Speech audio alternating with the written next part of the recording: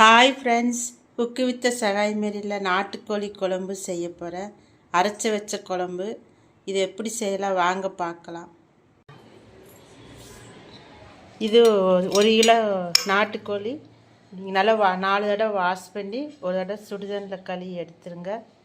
இது வணக்கறதுக்கு ஒரு கைப்பிடிப்பு இது மல்லி, ஒரு பட்டை கிராம்பு ஒரு பாக்கெட்டு, 13 வத்தல் எடுத்திருக்கேன். உங்களுக்கு காரம் எவ்வளவோ அவ்வளோ தேவை நீங்கள் போட்டுக்கங்க. இது 3/4 மூடி தேங்காய் நான் அளவாக எடுத்திருக்கேன். உங்களுக்கு எவ்வளோ எடுக்கணுமோ அவ்வளோ எடுத்துக்கோங்க. இது 10 பூண்டு பல் எடுத்திருக்கேன். 2 பீஸ் இஞ்சி, இது வெங்காயம், 2 தக்காளி நல்லா நறுக்கி வச்சுருக்கேன், பெரிய தக்காளி. இது வணக்கறதுக்கு வெங்காயம், கருவேப்பிலை. வாங்க எப்படி செய்யலாம் பார்க்கலாம். வடசட்டி வச்சுக்கோங்க.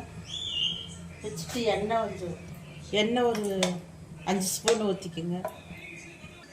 எண்ணெய் சூடானது வத்தல், மல்லி எல்லாம் போட்டு வணக்கணும். இல்லை ஒரு 5 மினிட்ஸ் வணக்கிங்க. இந்த மாதிரி வணக்கிட்டு நீங்கள் தேங்காய் போடணும். தேங்காய் கூட வணக்கிட்டு வணக்கணும். ஸ்லிம்மில் வச்சு வணக்குங்க. ஒரு 5 மினிட்ஸ் வணக்கணும். வணக்கிட்டு அடுத்து இந்த பூண்டு இது போட்டு வணக்கணும். வெங்காயம் எல்லாம் மொத்தமாக போட்டு வணக்கணும். இது ஒரு 5 மினிட்ஸ் வணக்கிங்க. வணக்கி இது நல்லா ஆற விட்டு அரைக்கணும். பேஸ்ட்டாக நல்லா அரைச்சிடுங்க. இதுவோட ஒரு குக்கரை வச்சுக்கோங்க. குக்கர் வச்சு இந்த கறியை போட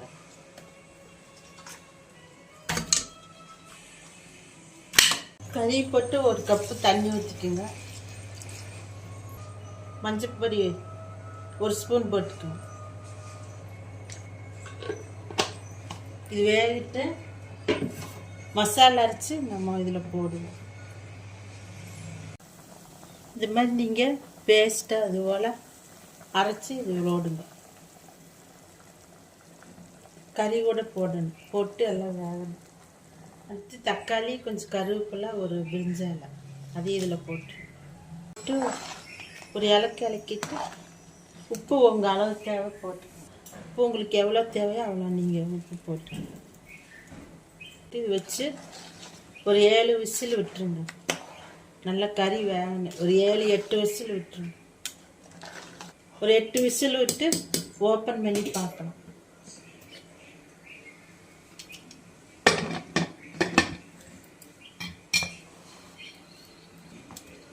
இதுபோல் பாத்திரம் வச்சு தேங்காய் ஒரு 4-5 ஸ்பூன் ஊற்றணும்.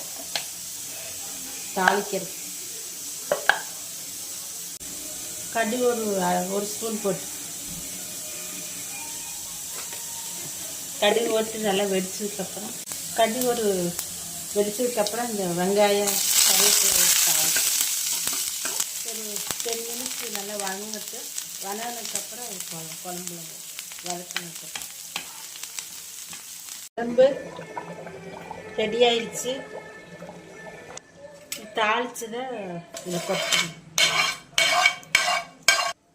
கொட்டி இது மாதிரி ஒரு இலக்கி லாஸ்ட்டாக மல்லித்தலை கொஞ்சம் அப்படியே தூவிக்குங்க.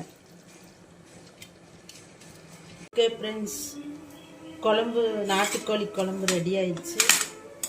செஞ்சு சாப்பிட்டுட்டு எப்படி இருக்குன்னு கமெண்ட் பண்ணுங்கள், லைக் பண்ணுங்கள், ஷேர் பண்ணுங்கள், சப்ஸ்கிரைப் பண்ணுங்கள் ஃப்ரெண்ட்ஸ். இது நான் மசாலா அரைச்ச குழம்பு நல்லா டேஸ்டியாக இருக்குது. இது நீங்கள் செஞ்சு சாப்பிட்டு எனக்கு எப்படி இருக்குன்னு கமெண்ட் பண்ணுங்கள். Okay friends, thank you.